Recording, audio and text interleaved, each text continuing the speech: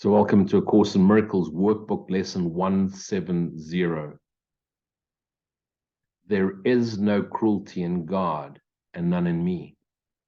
Now, especially after we've just gone through this, by grace I live, by grace I am released, this is almost like a strange lesson slotted in. But this lesson encapsulates the previous 20 in an arsenic of biblical distortions. So if you're listening to this course, this specific lesson, take heed, take note, don't personalize, but stay vigilant, because this is a natural tendency for all of us appearing to be going through an inward process to self-awakening. There is no cruelty in God and none in me means remember, every time you're tempted to lash out, defend, resist, question, challenge, why, get angry, get annoyed, realize I move and live in God. God moves and lives in me. Go back to that. Bearing testimony to my own life as a person filled with anger, vengeance, because of the atrocities I'd experienced in apartheid, in racism, in discrimination. Even when I was a young little boy at the age of 6 and I got beaten up because I caught a whites-only bus and I was a refugee from Mozambique, I had no idea that darkness in my skin was seen as something not acceptable. And that set up the tone, the theme for the rest of my life. It became a life of self-defense,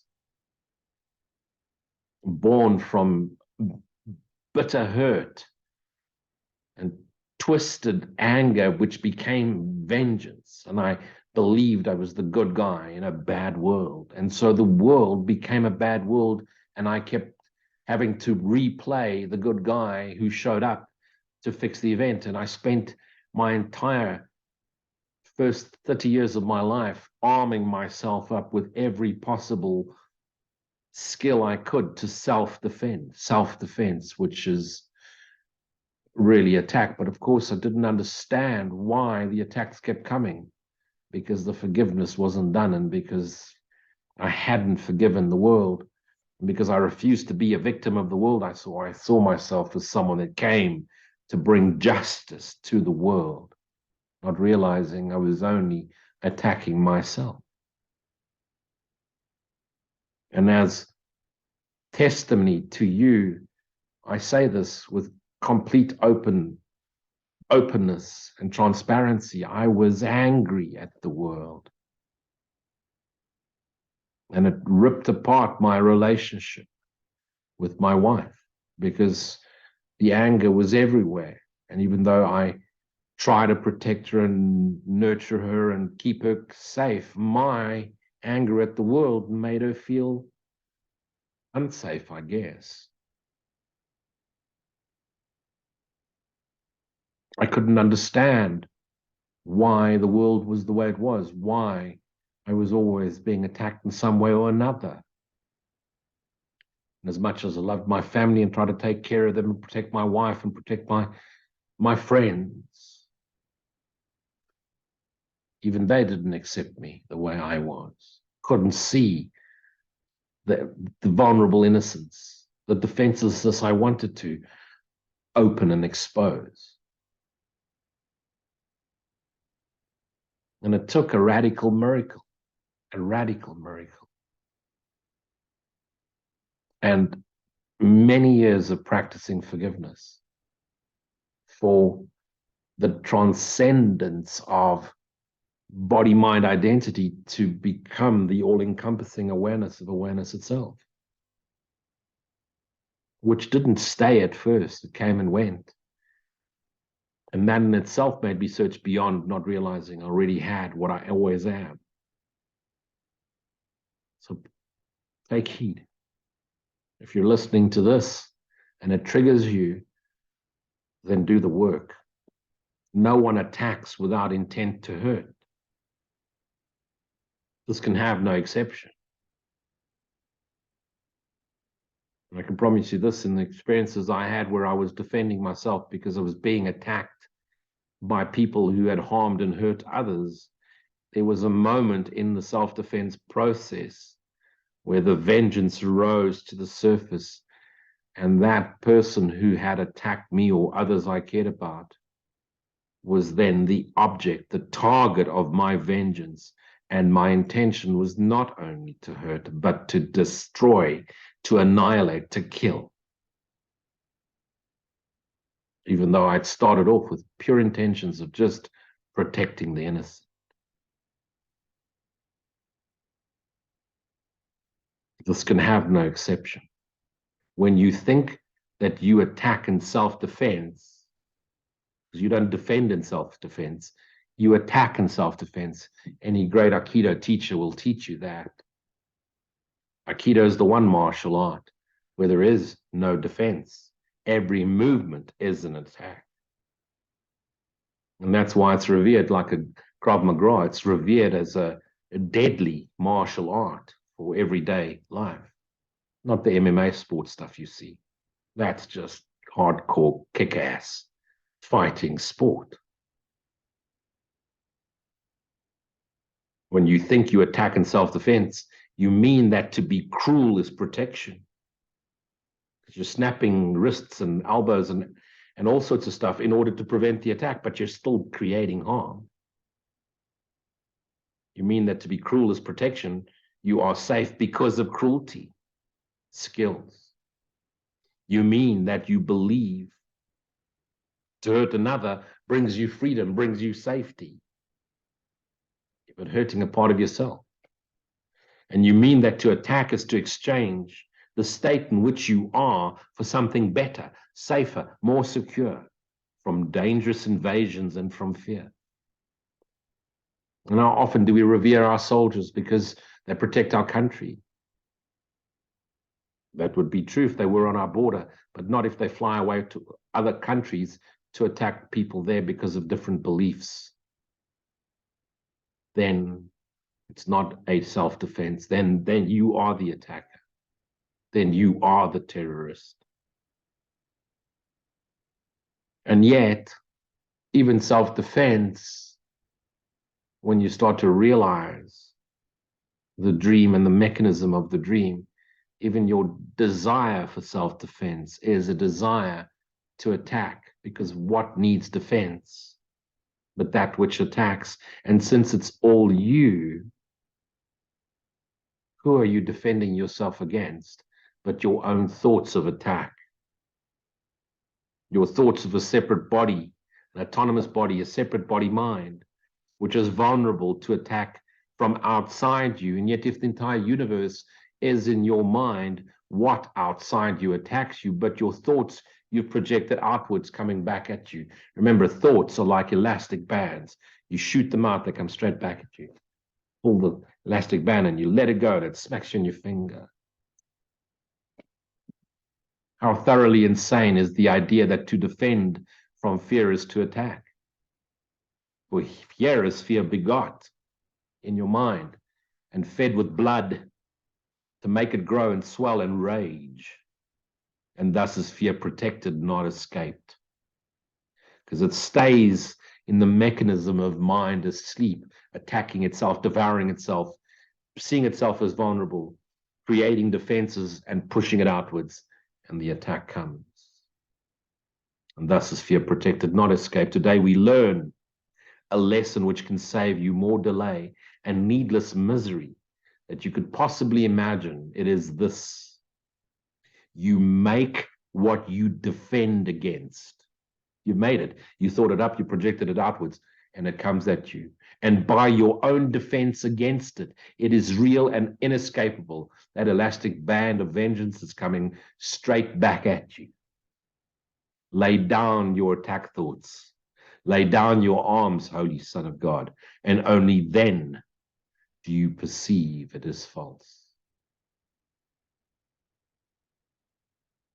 It seems to be the enemy outside you that you attack, that you defend against. Yet your defenses set up an enemy within. an alien thought at war with you, holy self, depriving you of peace, splitting your mind in two camps which seem wholly irreconcilable. For love you are now has an enemy, an opposite, and fear the alien now needs your defense against the threat of what you really are. If you consider carefully the means by which your fancied self-defense proceeds on its imagined way, you will perceive the premises on which the idea stands. First, you believe now, and it's obvious, ideas must leave their source. They cannot. But if you believe ideas can leave their source, for it is you who make attack, and must have first conceived of it. And you say, but hang a second, you were a young boy, you were 6 years old, you didn't have attack thoughts. Yeah, but remember, life is a continuum, and in what appeared to be before what appears to be now, had those experiences, and hence came back, regurgitated back, reincarnated back into this existence in order to be itself knowingly. And so it set up the attack before it came into this form in order to realize what it is by forgiving and transcending the idea of attack and defend.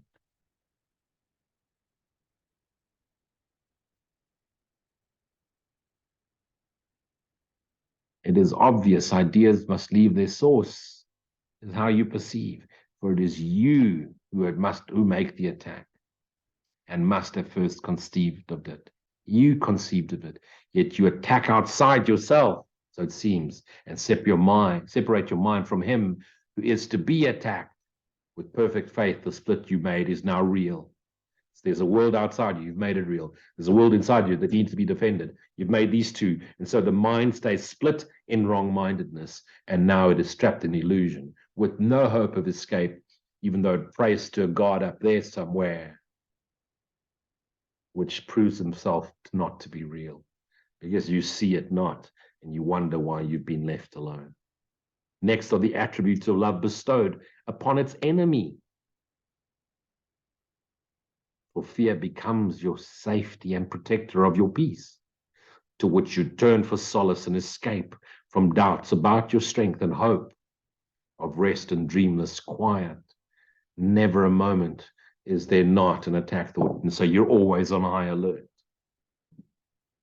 And as love is shorn of what belongs to it, and it alone, love is now endowed with attributes of fear, so yourself projected as others, which is the love you are, the love of God we all are, is now fear.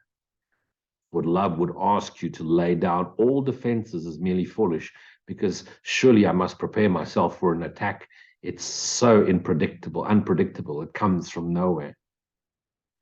And your arms indeed would crumble into dust, for such they are. And so best we stay vigilant in case the thief comes in the middle of the night, not realizing the thief was but our thoughts that robs us from our peace, the peace of God, which is our inheritance, the peace of God we are. Now with love as enemy, must cruelty become a god. It must become a means to obliterate anything that attacks us, not realizing the very thought of it. It's what creates the attack. And gods demand that those who worship them obey their dictates and refuse to question them. This is the way. Live by the sword, die by the sword. The fact that you carry a sword, you set it up just by carrying the sword. Harsh punishment is meted out relentlessly to those who ask if the demands are sensible or even sane. It is their enemies who are unreasonable and insane, while they are always merciful and just. And that's how I saw myself, merciful and just, but always angry. And you see that in religion. Some religions believe everyone else is out to get them. Everybody else is out to destroy them. And that's the lives they live, because what you put your attention on is what you experience. And all religions have one common ground, and that is they all started off with the desire to be itself knowingly, to seek out our source of creation, to seek out the love we are. But the minute man took it over, he found it was a way to make money, buy property, control others. And so it became lost in translation. And trust me, spirituality is no different. There's no minute someone figures out a path inwardly to the self they are, someone else takes it and turns it into a course, a skill to be taught, and then to be made money from, to profit from. Today we look upon this cruel God dispassionately. We note that through his lips, though his lips are smeared in blood and fire seems to flame from him, he is but made of stone. What you've imagined is just imagination, just like stone. They can do nothing. We need not defy his power. He has none. Erase them in your mind. And those who see them, see him in their safety, have no guardian, no strength to call upon in danger, and no mighty warrior to fight for them. You have no need to defend yourself against your imagination. Put it down, Holy Son. This moment can be terrible because you're putting down a pattern on which you've relied for so long. But it can also be the time of your release from abjective safe slavery, the belief in body minds, the belief in storytelling. You make a choice. Stand before this idol, symbol of your fear. See him exactly as he is, your imagination. You will restore to love what you have sought to wrest from it and lay before this mindless piece of stone. Or will you make another idol to replace it? The god of cruelty takes on many forms, and another can be found the minute you put one down. Because until you've forgiven yourself for dreaming a dream of separation, and only yourself for doing so, attack thoughts keep coming in 10,000 different things. Yet do not think that fear is escape from fear. You cannot escape fear by fearing things and preparing for the fear, preparing to overcome the fear.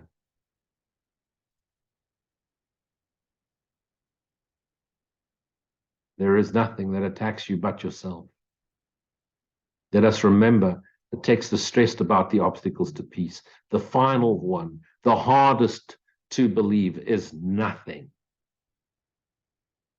That you don't exist and there will be no memory of you. And that when you die, if you've awoken to self, there'll be no memory of ever having been this or any ever history or no universe. You just return as the light of the awareness back into God's eternal awareness. And that a seeming obstacle with appearances of as a solid block, impenetrable, fearful, and beyond surmounting, is the fear of God himself, appearing as your enemies. Because when you fear oblivion, oblivion manifests itself as people, places, things, and events. Here is the basic premise which enthrones the thought of fear as God. Because what do you fear? Not having appeased one, and that one, God is going to punish you. For fear is loved by those who worship fear. And love appears to be invested now with cruelty. Because you love the ones you love, but you attack the world. And you hear it in every single pop song. It's you and me against the world. Where does the totally insane belief in gods of vengeance come from? Love has not confused its attributes with those of fear. Yet must the worshippers of fear perceive their own confusion in fear's enemy. How can love be fear's enemy? Love is love, and that's all there is. It has no enemy. Your enemies are your many me projected out and given different masks, so they appear to be something else that attacks you. It's all you. And now cruelty becomes a part of love by your ascribing it attributions, which it has not. And what becomes more fearful than the heart of love itself?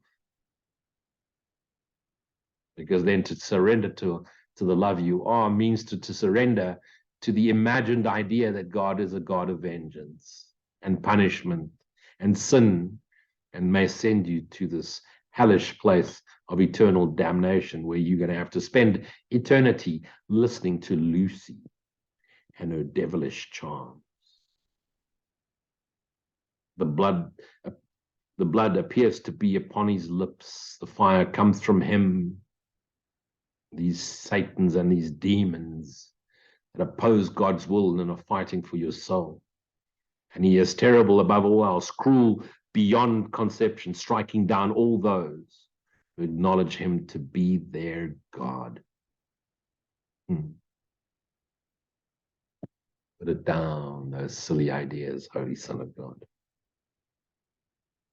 Put down those thoughts of vengeance, past suffering, enemies at the gate, enemies in your mind. The choice is yours to make today.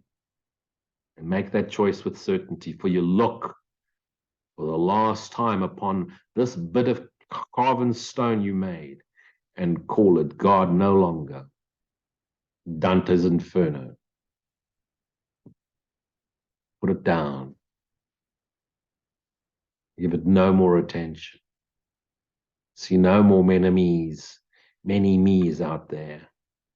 You have reached this place before, many a time, but you have chosen that this cruel God remain with you in still another form. Resistance to what is. Complaining about the world. It's either too hot or it's too cold. It's too this or it's that. This politician, that politician, this church, that church, this religion, that religion, these people, those people, this, that, the other, in some form or another. And so you continue to choose death.